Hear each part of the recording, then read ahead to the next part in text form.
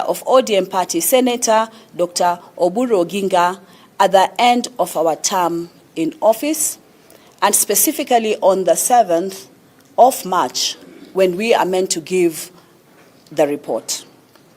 In the evening of last year, we had a retreat at a hotel in Machakos County, which was facilitated by our partner, the Center for Multi-Party Democracy, CMD, in early December. This retreat gave us time to reflect on our task and what is needed for us, considering the whole country is awaiting the outcome of our engagements. Rightly so, I think, because this engagement will allow us to give an overarching information to the whole of the nation about where we are in a process that we are all engaged in.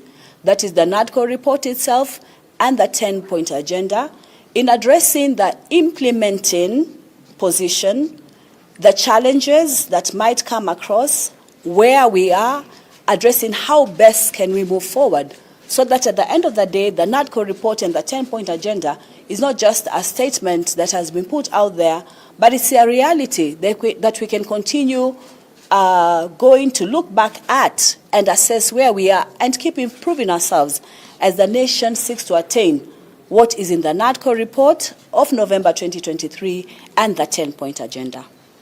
Since then, we have had meetings with government ministries, state departments, government agencies, constitutional commissions, human rights bodies, and civil society organizations. These include a meeting with the CS for National Treasury, Honorable John Badi, a meeting with the Head of Public Service, Mr. Felix Koskei, the Principal Secretary for Justice, Human Rights and Constitutional Affairs, Madam Judith Pareno, the National Gender and Equality Commission, the Kenya National Commission on Human Rights, the Council of Economic Advisors, and the National Cohesion and Integration Commission. We have also held meetings with Cabinet Secretary for Water, Sanitation and Irrigation, Engineer Eric Murithi Muga, and the Controller of Budget, Dr. Margaret Nyakango, and her team. This morning, the committee had engagements with the National Police Service Commission, where we had fruitful discussion on matters to do with human rights and the freedom of association under Article 37 of the Constitution of Kenya. We also had a meeting with the Principal Secretary for the State Department of Parliamentary Affairs in the Office of the Prime Cabinet Secretary.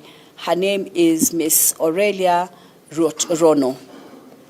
These engagements are ongoing, and in them, we are gathering very useful insights that will help this country move forward. In all these engagements, we are going to specific areas as implementing organizations that we are moving to in the NADCO report, and issues that have and what to be addressed, to see the progress for these and have discussions across these. So these engagements that are going on are going to be very useful for us to collect our data and present the status quo of the implementation of the NADCO report 2023 and the 10-point agenda. Beginning next month, we shall move on to a very important part of our work as a committee, and that's the countrywide stakeholder engagements, where we intend to meet Kenyans right in the grassroots to listen to them, because this is an inclusive process and we want everybody to come on board at the various levels to talk about the NADCO report and 10-point agenda and their assessment of its implementation. We'll be able there to exchange ideas and seek the recommendations on the Kenya that we want. These stakeholder forums will be held in all countries' 8 regions, beginning with Mombasa for the coastal counties on Monday, 2nd February 2026. On Wednesday, 4th February 2026, wananchi from the counties of Siaya, Homa Bay, Migori, and Kisumu shall present their views in Kisumu town, while those from Nyamira and Kisii will have a date with this committee on Thursday, 5th February 2026. On Friday, 6th February, we shall have an engagement with the people of western counties of Busia, Bungoma, Vihiga, and Kakamega, and this will be at Kakamega town, before moving to North Rift region, where we shall meet Kenyans from Uasin Gishu, Nandi, Elgeyo Marakwet, Trans Nzoia, West Pokot, and Turkana, and this will be in Eldoret town on Saturday, the 7th, 2026. On Monday, the 9th, we shall be in Narok and Nakuru for engagements with the people of South Rift counties of Nakuru, Kericho, Bomet, Baringo, Kajiado, and Narok before heading to Nyeri town on the 11th of February for a meeting with the people of Nyeri, Nyandarua, Kirinyaga, Murang'a, Laikipia, and Kiambu counties. On Thursday, the 12th of February, the committee will pitch tent in Meru town to listen to the people of Mount Kenya East and Upper Eastern counties of Meru, Embu, Tharaka Nithi, Isiolo, and Marsabit before heading down to Lower Eastern counties of Machakos, Kitui, and Makueni counties in Machakos town on Saturday, the 14th, 2026. People of the northeastern counties of Mandera, Garissa, and Wajir will converge in Wajir town on Monday, February 23rd, for the stakeholder forum. We intend to finish our nationwide tour with a mega stakeholder meeting for Nairobi region right here at the Kenyatta International Convention Center, KICC, and that will be on Wednesday, February 25th, 2026. This itinerary and the agenda for our engagements will be published in the local dailies tomorrow for the perusal of members of the public. We encourage members of the public to turn out in their numbers, speak to us generously, air their views, and together we shall help build the Kenya that will be favorable to all of us. Right now, we are standing at KICC, and behind us here is the Magadi room, where we will also be receiving memorandum from the public. Any Kenyan who wants to address a particular issue on the NADCO report and the 10-point agenda on any issue, please feel welcome to participate so that you can come on board to do this. I ask Mr. Oguda to give us the spirit of the MOU. Ladies and gentlemen of the press, thank you so much for coming in to stay with us here. We do really appreciate the role that you've played, especially members of the Fourth Estate, when it comes to working with the committee to ensure that Kenyans get to know the progresses we have made and what is in the need that we intend to share with Kenyans even as we move forward. Mine is to encourage the members of the public that as you send us the memoranda, it will be very important for you to get to acquaint yourself with the memorandum of understanding that was signed by the two principals, because that will then inform the engagement that we are going to have. Remember, this is a national process, and we want to encourage everyone to stick to the issues in the MOU, even as you raise your points of concerns and even as you come to the committee to see how best we can shepherd this process together so that in the end, all of us, because this is a national process for every Kenyan, so that all of us can get to have a nation that we can be proud of, a nation that is going to move forward together so that no one will be feeling to have been left behind, a nation that everyone will be proud of, a nation that everyone will feel a part and parcel of belonging in there. And so as we move forward, because we now start to embarking on the process of going to the people so that we can listen from them, kindly help us, help other Kenyans. We will shepherd this process together. This committee is there for all of you. Do not feel that, some of you or a part of you is not welcome here. This is a committee for all of us. Please feel free to come to us. We are here, as the chairs mentioned, at the Magadi room. Come and deposit your memoranda with us. If you have any questions, we have our contacts there. You will take them there, and then you can see clarifications on further engagements with us. Remember that before the late Raila Odinga left us, he always reminded us to always be cognizant of the spirit of the MOU that he signed with Excellency the President. And for those of us who loved and adored him, we want to encourage all of us, in the spirit of the MOU, let us come together and help us build this nation together. Thank you so much. Thank you very much. And Honorable Fatuma Ibrahim will give us the inclusivity agenda of this committee. Thank you, Chair. I want to appreciate the presence of this big gathering of the Fourth Estate. Clearly, it's an indication that Kenyans are interested in this 10-point agenda and how it's progressing, what is happening, and all that. I want to appreciate the Fourth Estate. You also reported extensively in the media on some of the challenges. The 10-point agenda, of course, is inclusivity, includes in one of the agenda, and we will look at particularly where Kenyans are included, where are they, what kind of service they are receiving in terms of Article 43, in terms of water, education,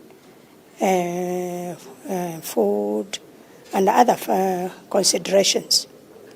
We will look at the inclusivity at the government level, the national level, in terms of disaggregated, in terms of Kenyans, gender, where the youth are, where other groups are there. The other thing we want to focus on inclusivity is where the county government, in terms of inclusivity in the Kenyan people, in terms of the employment, in terms of providing equitable service delivery, and all that. The other thing we are pursuing in the 10-point agenda, which I believe and is dear to me, is the right to peaceful assembly and protest. We are looking at that, and ODM party leader, the late Raila Amolo Odinga, was interested in all of them, but he put a lot of emphasis on the right to peaceful assembly, demonstrations, and all that. And how can Kenyans, whether young or old, can be protected while they are voicing their concerns and interests. We were with the National Police Service today Commission. They have informed us. We will meet with the IG and the Deputy IG, and we will listen to them what happened, the protest, which was very ugly in this country. We want Kenya to shine regionally, nationally, and internationally. We don't want to see Kenya violating the fundamental rights of Kenyans. I want to thank the media. Yesterday we were with the President. It's not that the President never wanted to see us. We had a schedule of appointments, and he has stated his commitment from the day he signed up to date. We met with the current party leader of ODM, Dr.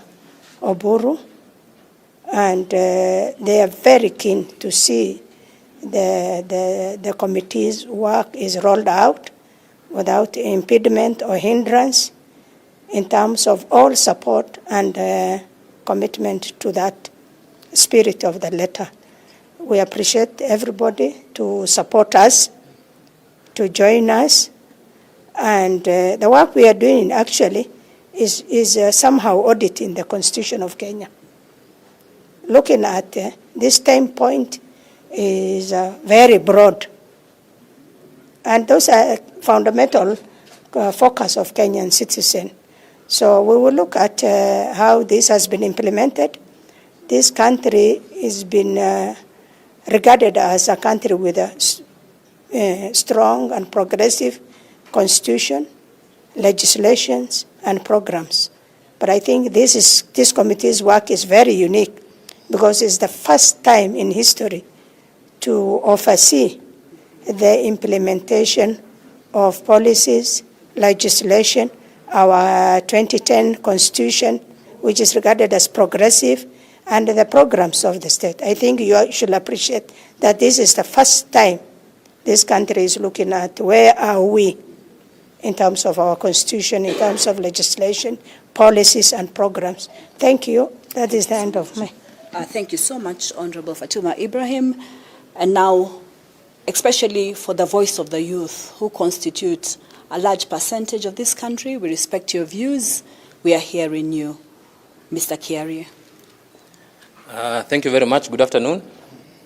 And a happy new year to all Kenyans. For those who we have not interacted this year, my name is Kevin Kiarie, a member of this committee. First is to notify Kenyans that I'm the youngest member of this committee.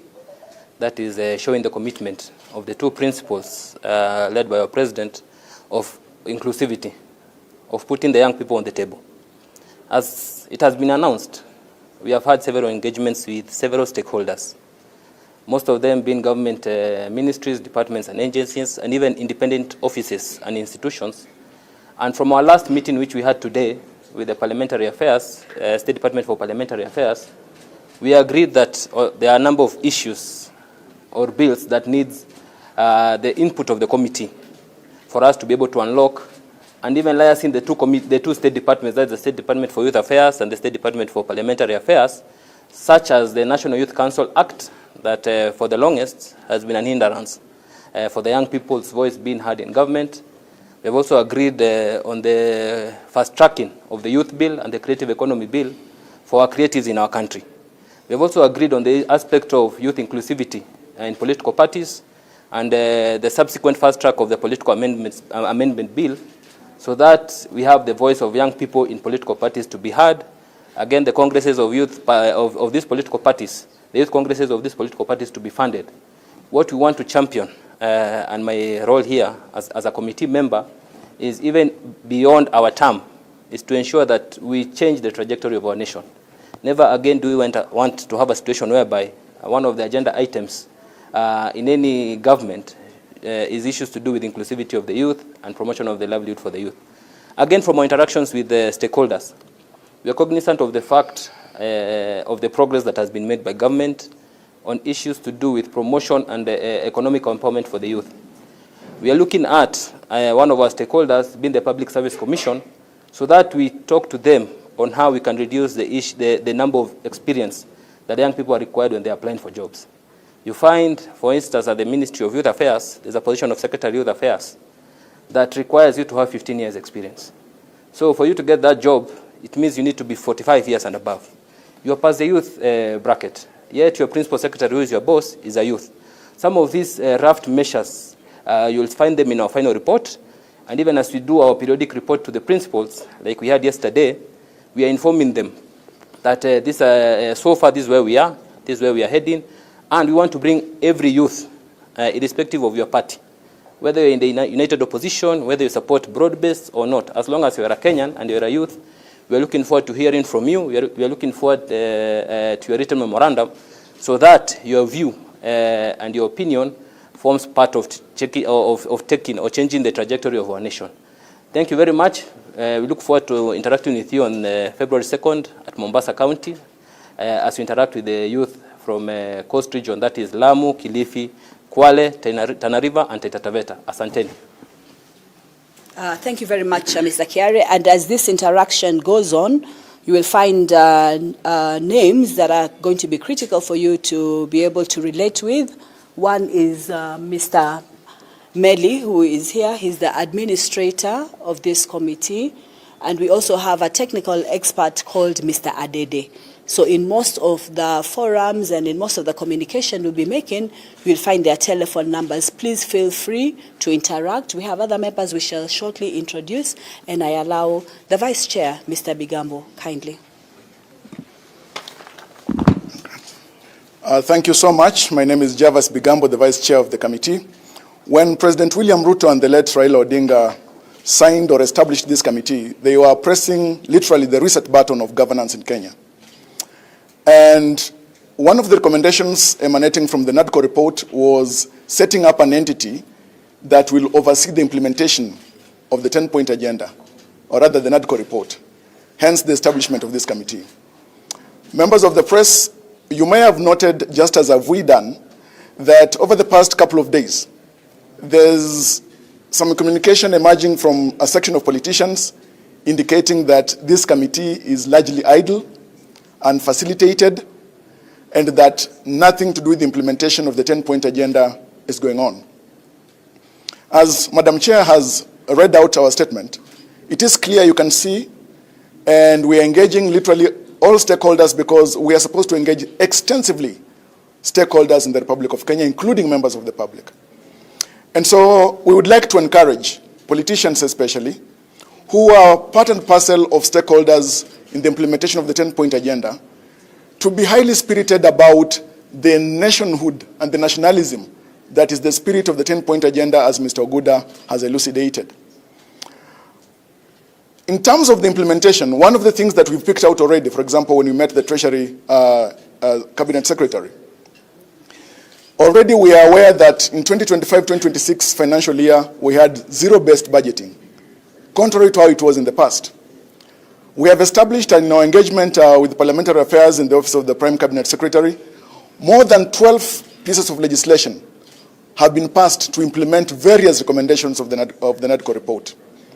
Interestingly, as we speak right now, close to 25 bills are laying in abeyance at the Senate or the National Assembly because of various challenges.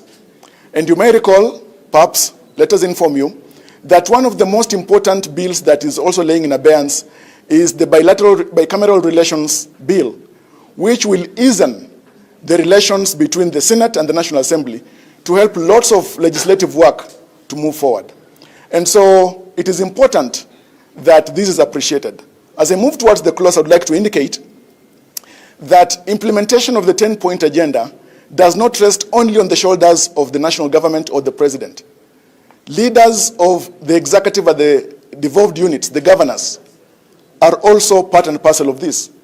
Protection of devolution, reducing wastage of public resources, fighting corruption, all these need to be done by all public officials and private citizens.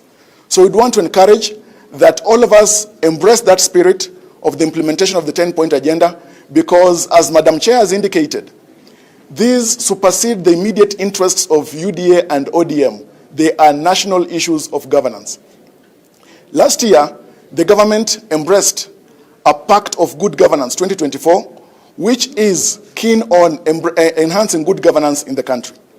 Ningemalizia kwa kusema kwamba kamati hii inazidi kujizatiti katika kuangalia jinsi ambavyo utekelezaji wa ajenda hizi 10 unavyoendelea na wale ambao ni washikadau wakuu ambao ni watekelezaji. Na tungependa kuhimiza wanasiasa, haswa wale ambao pengine msimamo wao wa kisiasa hauko na swala la broad based, kwamba kamati hii ni kamati ya kitaifa, sio kamati ya uegemeo, na ni kamati ambayo inashughulikia masuala ya utaifa na kuhakikisha kwamba inashughulika na kukutana na washikadau mbalimbali, kwamba kazi hii mwishowe itakuwa ya kuinua swala la utawala katika nchi ya Kenya. Nashukuru. We will take a few questions. We need to forward one or two. You say your name and the video has the rest out. Yeah. My name is Leonard Wamala from West TV. I have two questions. One. Make it one, please. Okay.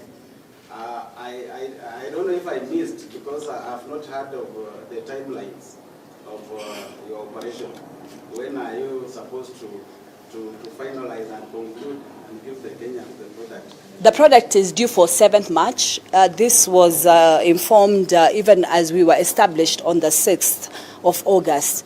So we have about 6-7 months to complete the report. So by 7th March, we'll be making the presentation of this report.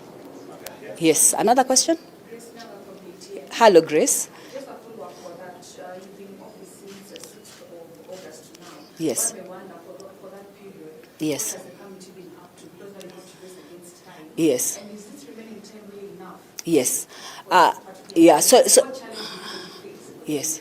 Yeah, so there's a lot that can be happening back end.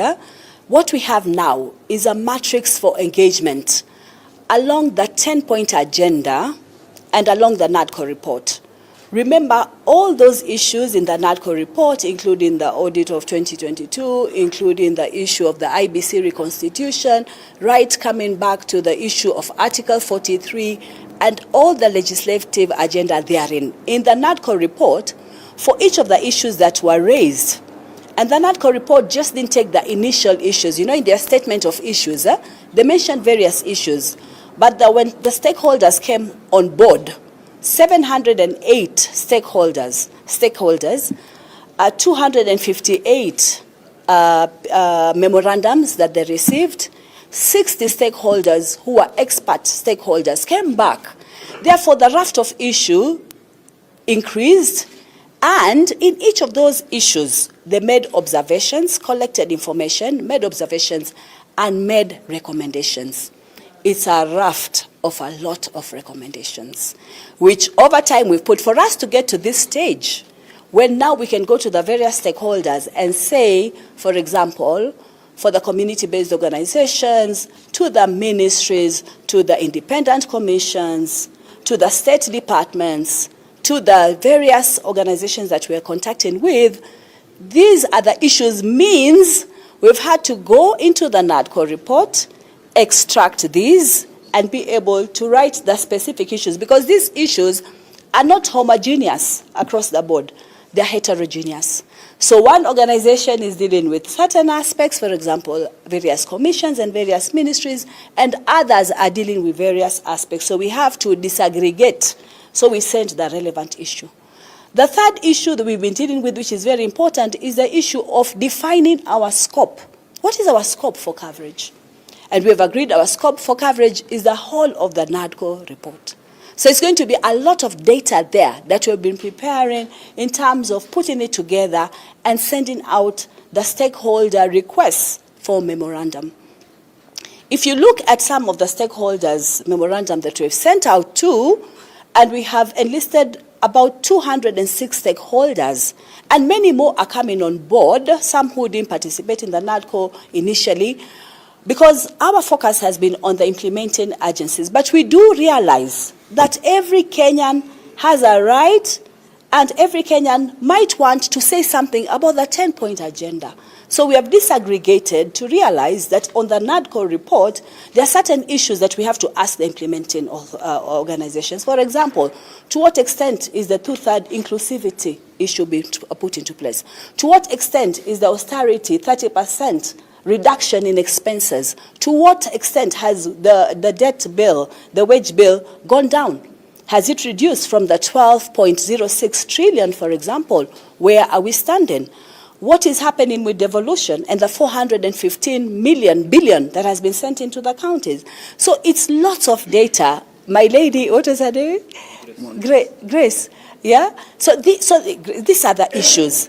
And to put all this together is very, very important for you to get the right output product. So we do have now the output product, and we will share. We'll have various meetings with various stakeholders. We will share. In those issues that we are tackling, we're looking at what is the issue, what is the scope, and then we're asking what is the key indicator? What is the performance? What is the key performance indicator, the KPI? How will we know? For example, Mr. Bigambo has talked about the various legislation that has taken place. So, for example, if we're looking at the Election Offences Act amendment, we know this has already been passed in Senate. So we are going to say our key performance indicator is legislation assented to. If we cannot get to the finality of that key KPI, we're going to ask what is happening? Where is this piece of legislation stuck? And how do we unclog? And then how do we make sure that it is actually getting to the place where it can be assented to? And I'll let you know that in the various ministries that we have gone into to have stakeholder discussions with, many variant issues are rising, which are very, very key and very, very important. We're not just asking about the issues, we're asking about the challenges, so that we propose, because our report will cover both political issues, administrative issues. We can also propose various recommended actions that will help the various actions that are needed to take place. Because what is our final outcome and output? That, as implementing agencies and overseeing that implementation agenda, that the whole of the NADCO report is implemented to its full, and then also the 10-point agenda. So to the people of Kenya, to the young people, to the women, to the men, to the ones who are more advanced in age and the younger people, all these issues are issues we're tackling with, but most of the time, before you can get the data, you've got to prepare.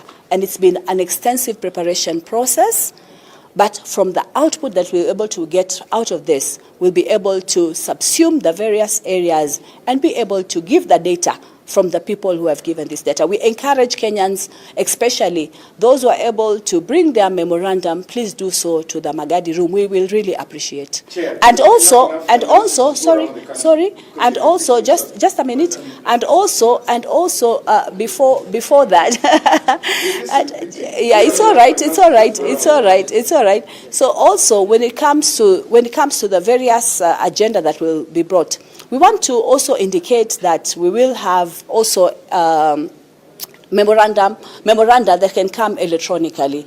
There's an email address that has been given that will make it easy to collect the data. Chair, do you have enough finances? Because we all know, and one of these indicated, do you have enough finances to go around the country? We know that those are hindrance of finance. Now, I want to say this. I want to answer you this way, that this program is being prepared from the political parties, and we have reached this stage where we are going out into the counties to do that. Some provisions have to be put in place before we can make a statement like this. Thank you. Yes. My name is Rukavit from Uzalendo. Yes. Kenyans would love to hear what is the status of implementation. You have 2 months in office. Yes. Yes. On a scale of 1 to 10. Yes. Where are we in terms of implementing the 10-point agenda? Yes. Yes. Remember back there, a senior official. Yes. The National Assembly Minority Leader said Yes. that 50% are already implemented. Yes. Is that the case? Yes. And lastly, are you also going to achieve the united opposition? Okay, so what I've said is that on the 7th of March, we will have the report put out there. What you're asking for is a scorecard, and that is something this committee is considering for the various issues so that we can give an indication. We have had information and also approaches from stakeholders in the united opposition who would like also to be stakeholders in this process. We are opening this to all Kenyans. We cannot say we don't want from you. What gives us that discretionary power to do that as a committee? We want to receive as much as possible because this is a way in a united format to solve those problems. So we are listening to everybody. We are welcoming any memoranda that comes our way, any insights that are coming our way. We are urging members of the public to speak. And that's why we're going to be collecting the data. In research, we call it triangulation. We're not just going to receive memoranda. We're also going to have public forums. We'll have the people in the counties talk and tell us the issues. We'll have those who can be able to key in via email to do so. So we'll be able to put this together and we'll be able to relate to where the data is coming from. Last one. Yes, I've got 2 questions. I'm Chris Ovino from One TV Business. All right. Yeah, on the issue about the implementation of the NADCO 10-point agenda, we've had a discussion with the President and the ODM party leader. Is there political will from the President that eventually when this report comes out, it will be implemented, it will not take the route that other reports that are Q report, Doom report has taken? Yeah. And, so the issue of the scale of 1 to 10, maybe you can just give us how far are you in terms of the implementation of the 9 point? I want to contextualize your question in terms of the mandate that we have. Remember, we have a two-pronged mandate in that sense of the question you've asked. The principals are the ones who signed the MOU and were part of the team that constituted this team. In the mandate that they have put there, and in terms of our operations, if you remember, on the 18th of August, we had the joint PG. Every 2 months, we have to give a report to the principals. These principals are able to see what the committee is doing and consult with committee accordingly.